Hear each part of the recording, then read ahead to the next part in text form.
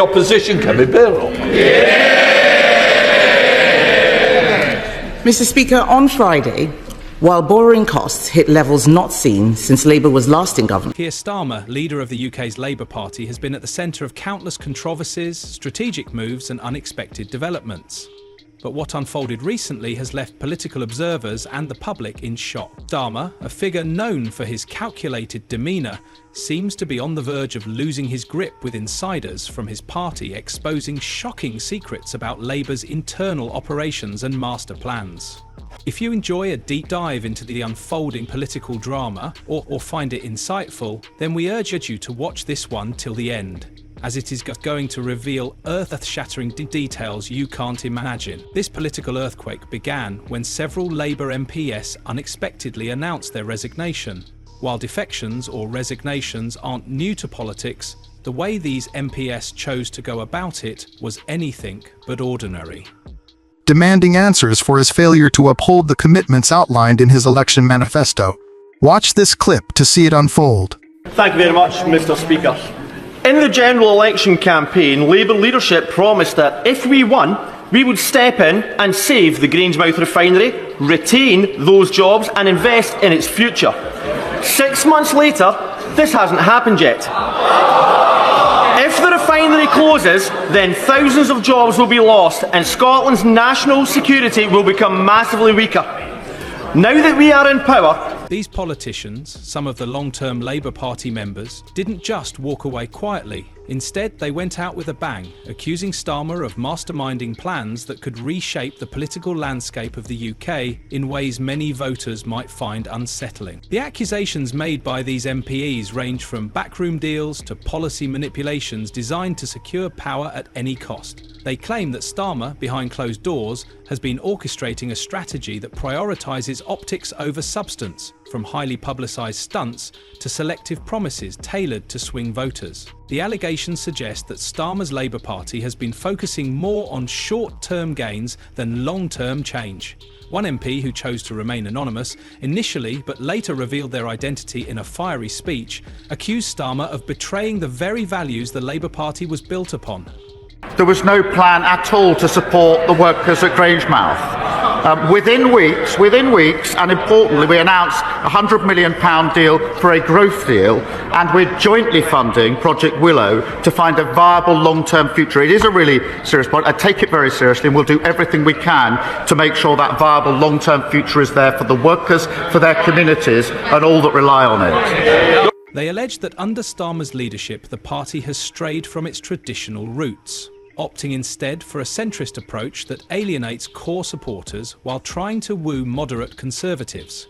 This strategy, they argued, is not only unsustainable but also risks losing the party's identity entirely. The shockwaves didn't stop there. Another MP who resigned hinted at a massive internal divide within the Labour Party, before describing Starmer as a leader who is increasingly isolated, surrounded only by a small circle of advisors who shield him from criticism and dissent. This, they claimed, has created a culture of fear and frustration among MPs, who feel their voices are being stifled. And then came the bombshell. For fools here today, the Home Secretary's come here and picked 5 out of 50 towns and given no statutory powers. She's announced a review by the incredibly able Baroness Casey, but she's already doing a review into social care, and the review is not a leaked document allegedly outlining Labour's secret plans for the next election.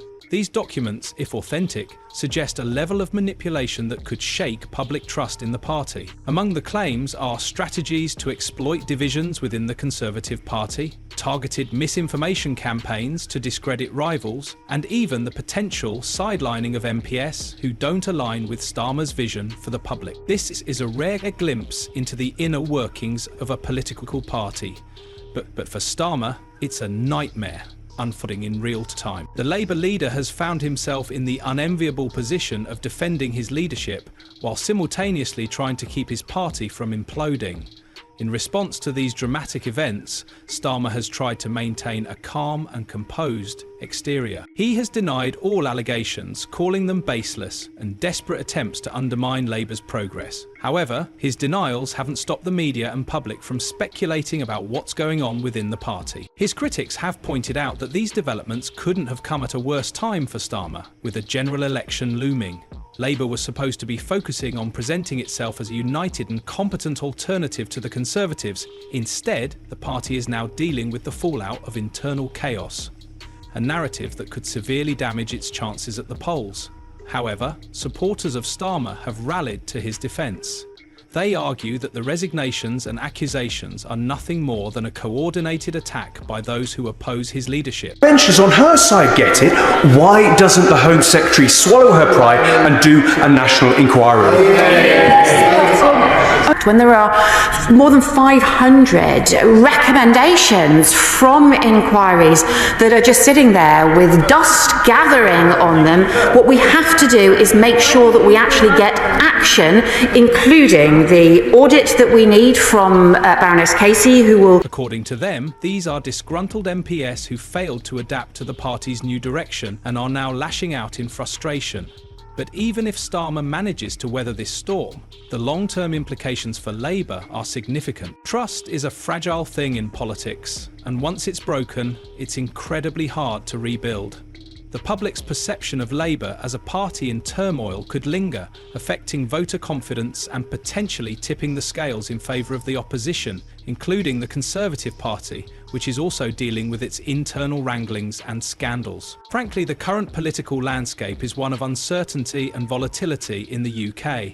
This has created a unique opportunity for smaller parties to gain traction as disillusioned voters look for alternatives to the traditional two-party system. For Starmer, the path forward is anything but clear. He must not only address the immediate crisis, but also take decisive action to rebuild trust within his party and with the electorates. The Commission on Social Care gets going, and also making sure that we've got stronger police investigations, because frankly, if the police investigations don't happen... Whether he can do that remains to be seen, but one thing is certain. The events of the past few weeks will be remembered as a turning point in his leadership, and perhaps in the history of the Labour Party itself. And as for the MPs who have spoken out, their actions have sparked a wider conversation about transparency and accountability. Their decision to expose what they see as the darker side of Labour's operation has resonated with many voters who are tired of political games and demand real change. This story is far from over, as more details emerge and the political fallout continues. One can only wonder what the future holds for Starmer's Labour and the UK's political landscape as a whole. The question is, will Starmer manage to turn this crisis into an opportunity for reform and renewal, or will this be the beginning of the end for his leadership, and possibly the Labour Party's hopes of remaining in power? With every twist and turn, it becomes clear that UK politics is entering a new and unpredictable chapter. As the dust continues to settle on this political upheaval, one thing is clear: the drama surrounding Keir Starmer and the Labour Party is far from over. The revelations, accusations and resignations have left a mark that won't easily fade, and the road ahead is filled with challenges.